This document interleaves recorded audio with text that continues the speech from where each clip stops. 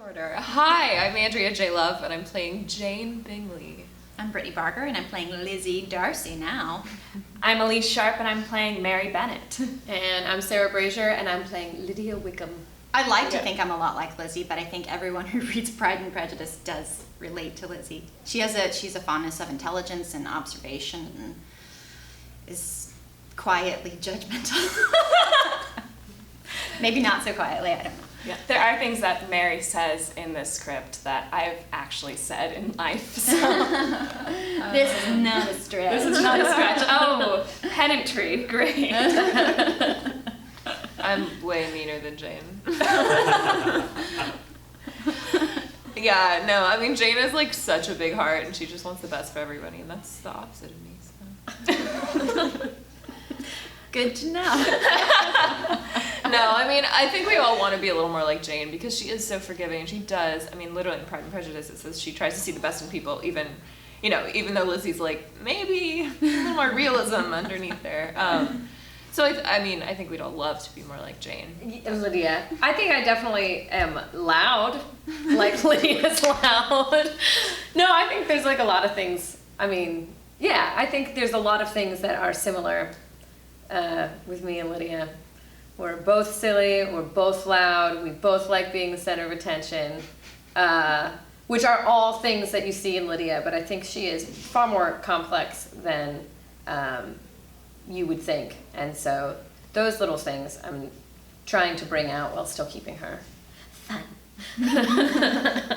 Oh, it's so charming. It is. It's fun, yeah. And it's very true to the Jane Austen sensibilities. Mm-hmm. The writing is just completely reflective of the book and is very true to their characters and the storyline. And it's just, Jane Austen fans are going to love. Yeah, it's very clever, it's very sincere, but at the same time, you're so invested because you care about these characters because of your previous engagements with them, but the forward-moving story that they've created is just so authentic, so Christmas spirited, so romantic. One of my favorite things in the world is nerds falling in love. Yeah. It's just the best. There's hope for us. Yeah, there's hope. And they're going to make a little thoughtful, intelligent baby and put it in the world, and it's just going to make everybody wins when nerds fall in love. And I think it does a really good job of, in the Christmas spirit, there are no villains. Certainly Lydia has her moments, but we come to understand why she's like that. And Anne has her moments, but we come to understand why she's like that. And the obstacles are overcome, and spoilers. Mm-hmm. You have sympathetic antagonists. Yeah, which I love. And I think it does just a wonderful job of giving the poor middle child, Mary, like a spotlight, being the middle child of 7.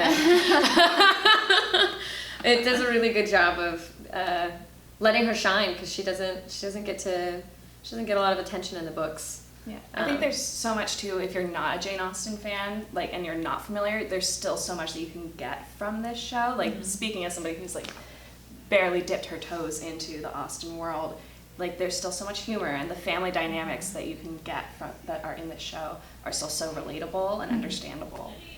One of my favorite things is when a book does a character shift, a perspective shift, and so something that would be so rewarding for people is they've already had Pride and Prejudice, but they've never seen it through Mary's eyes, which is such an exciting new perspective.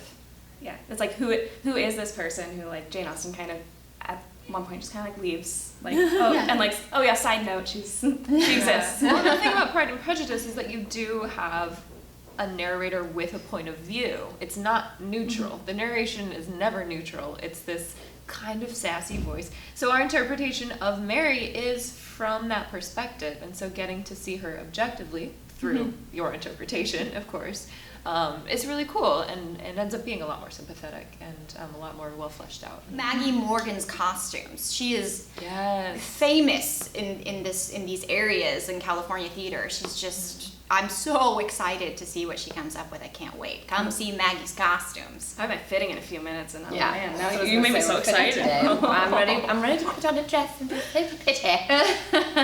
Come see Miss